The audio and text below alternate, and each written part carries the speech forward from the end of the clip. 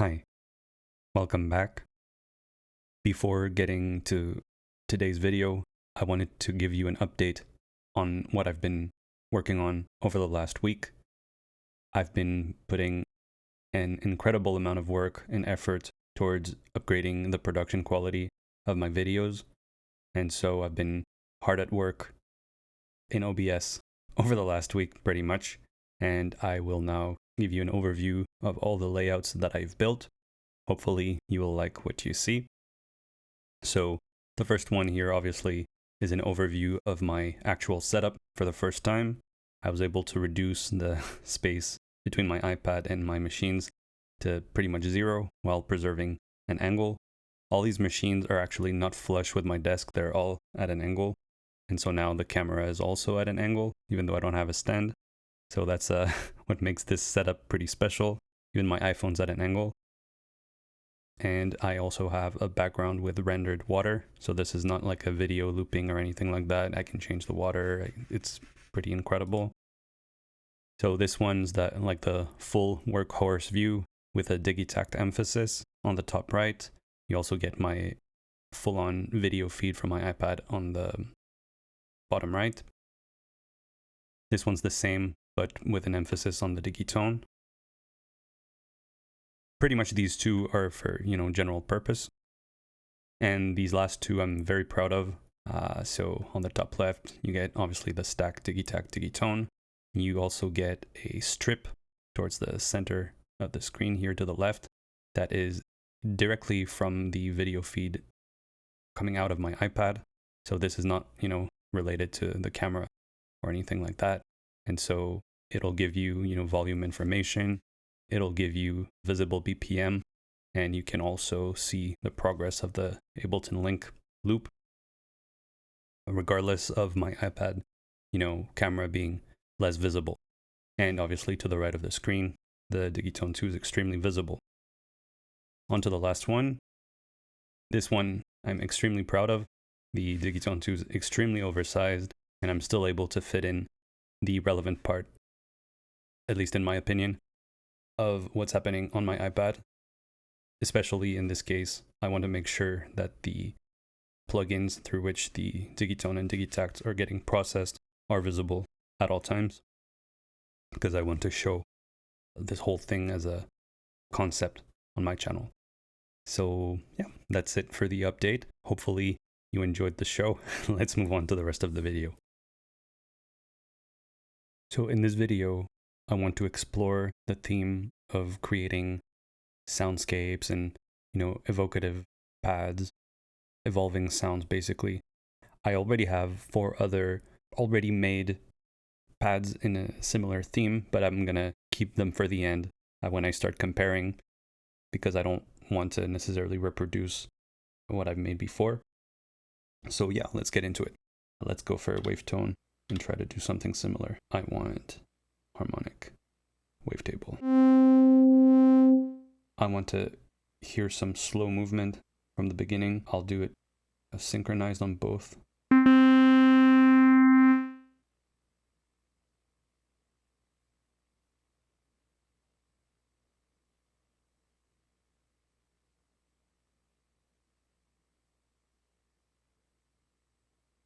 Alright, so now have both oscillators perfectly synced, and they're all doing some pulse width.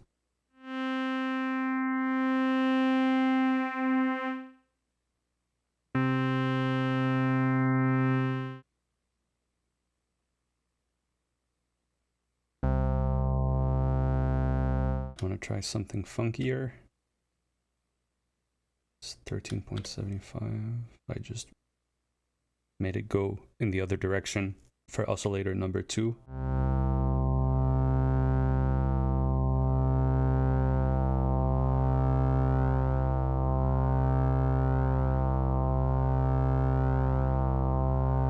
That's good already.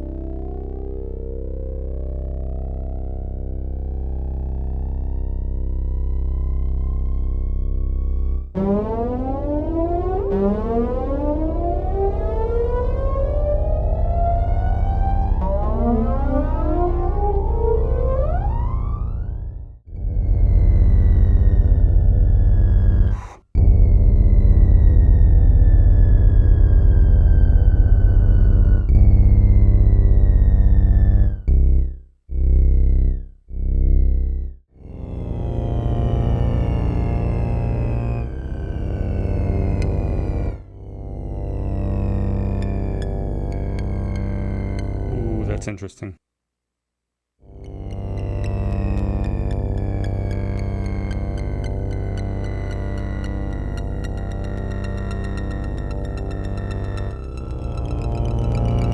Wow.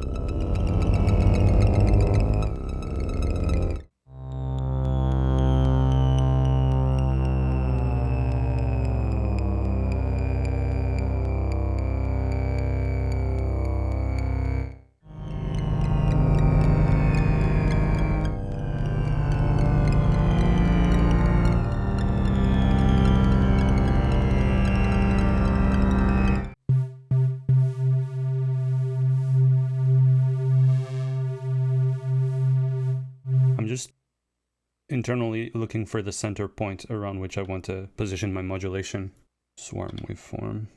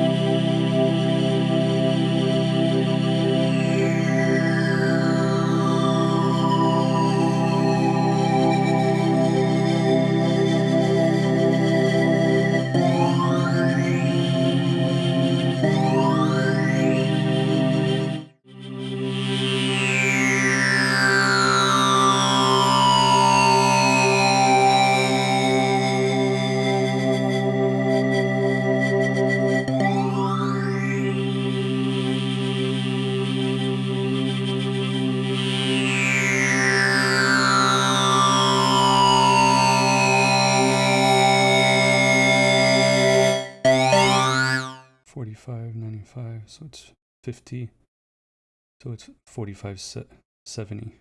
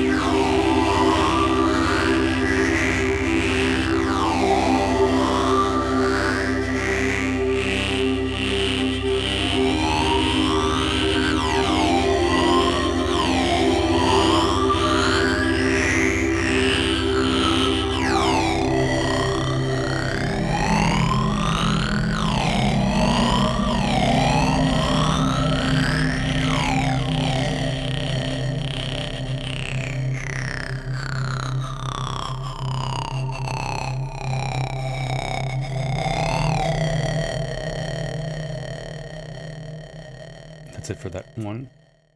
Alright, so because the video is running long, I'm gonna stop the sound design. Now I'll actually do the comparison with the, or rather the integration with the other sounds that I've already made. I've already brought them in. One of the things I've just realized, well, recently, were incredible about the Digitone 2 is that unlike the Digitone 1, you can actually trigger multiple sounds in real time.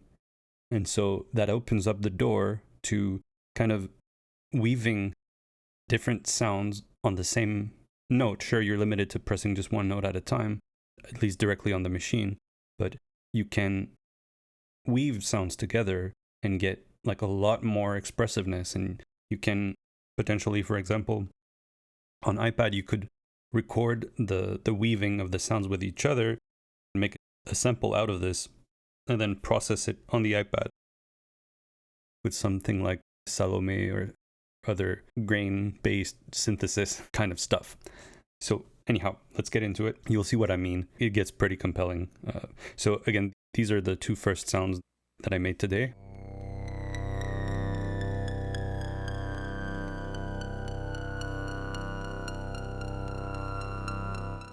Second one.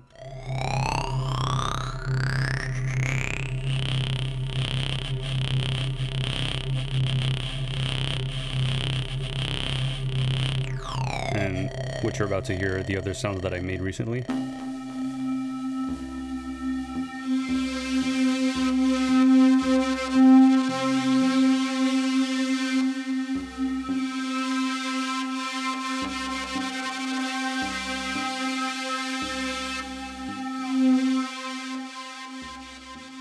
Second one.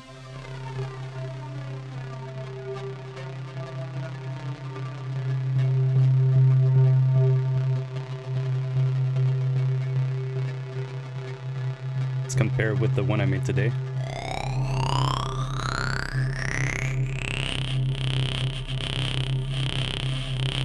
It's definitely kind of close.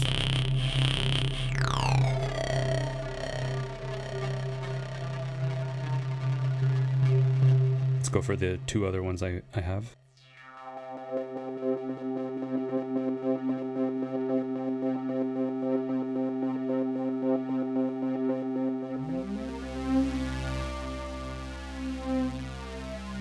This one I've already showed previously, I think in the last video or something.